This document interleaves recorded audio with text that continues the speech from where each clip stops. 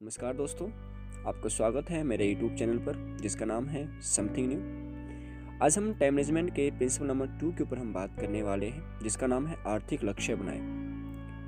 लक्ष्य से आपकी योजना को आकार मिलता है, योजना से आपके कार्य तय होते हैं, कार्यों से परिणाम हासिल होते हैं और परिणाम से आपको सफलता मिलती है और यह सब लक्ष्य से शुरू होता है।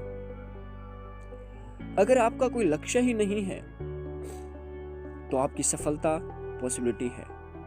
अगर आप यह नहीं जानते कि आप कहां पहुंचना चाहते हैं तो आप कहीं नहीं पहुंच सकते। जैसे किसी यात्रा पर जाने से पहले आपको यह पता होना चाहिए कि आप कहां जाना चाहते हैं, उसी तरह आपको यह भी पता होना चाहिए कि आर्थिक क्षेत्र में आप कहां पहुंचना चाहते हैं, तभी आप वहां तक पहुंच सकते हैं। यदि आपका कोई मंजिल ही नहीं तो आप वहां तक पहुंचने की योजना कैसे बनाएंगे, उस दिशा में कैसे चलेंगे। अगर आप जीवन में कुछ करना चाहते हैं तो यह जानने के लक्ष्य के बिना कहीं नहीं जा सकते। बेसिकली लक्ष्य दो प्रकार के होते हैं, सामान्य और निश्चित।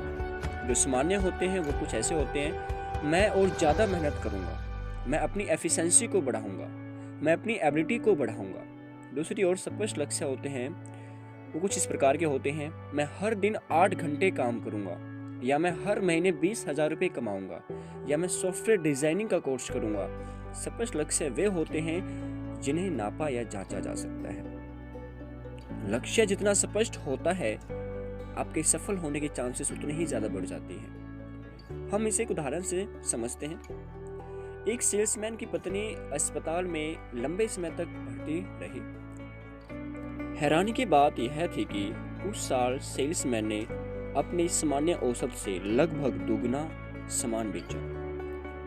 जब उससे उसकी सफलता का कारण पूछा गया तो उसने कहा कि अस्पताल का बिल उसके सामने रखा था और वह जानता था कि उसे बिल चुकाने के लिए कितने पैसे की जरूरत है और उसे कितना सामान बेचना पड़ेगा।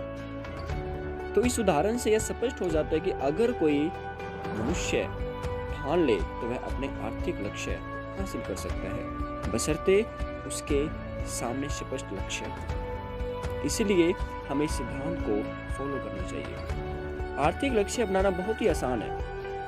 आपको पहले यह तय करना है कि आप हर महीने कितनी धनराशि कमाना चाहते हैं और फिर गणित की सहायता से यह पता लगाना कि इस धनराशि को कैसे कमाया जाए। एग्जाम्पल के लिए, अगर कोई दुकानदार हर महीने 10,000 रुपये कमाना चाहता है, उसे एक प्रोडक्ट बेचने पर 50 रुपीज़ का प्रॉफिट होता है। तो मैथ बहुत सिंपल है, उसे हर महीने 200 प्रोडक्ट्स बेचने पड़ेंगे। यदि वह महीने में 25 दिन काम करता है तो उसे हर दिन 8 प्रोडक्ट्स बेचने होंगे। एवरेज का ये कैलकुलेशन जानने के बाद अब वह काम को टाल नहीं सकता। अब उसे मूड हो चाहे ना हो, वो एक्सक्यूज नहीं दे सकता, क्योंकि कागजों पर अंकों का गणित उसे बता रहा है कि अगर उसे अपने लक्ष्य को प्राप्त करना है तो उसे हर दिन इतना काम करना ही पड़ेगा।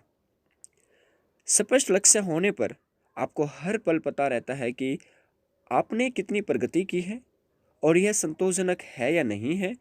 ऊपर दिए गए उदाहरणों में अगर दुकानदार शाम तक 8 प्रोडक्ट्स बेच लेता है तो वह जान जाएगा कि उसने आज का लक्ष्य पूरा कर लिया है। परंतु अगर वह 8 प्रोडक्ट्स नहीं बेच पाता है तो उसे यह एहसास हो जाएगा कि मासिक लक्ष्य तक पहुंचने के लिए अगले दिन उसे 8 से भी ज़्यादा प्रोडक्ट्स बेचने होंगे। हमें लगता है कि हम जितना कर रहे हैं उससे ज़्यादा नहीं कर सकते, लेकिन याद रखें, मेहनत का मतलब हमेशा सफलता नहीं होता। सफलता पाने के लिए यह ज़रूरी है कि मेहनत सही दिशा में की जाए। आर्थिक विश्लेषण से हमें यह पता चल जाता है कि हम सही दिशा में मेहनत कर रहे हैं या नहीं। देखिए, महत्वपूर्ण बात यह नहीं है कि आपका इनपुट क्या है, महत्वपूर्ण बात तो यह है कि आपका आउटपुट क्या है।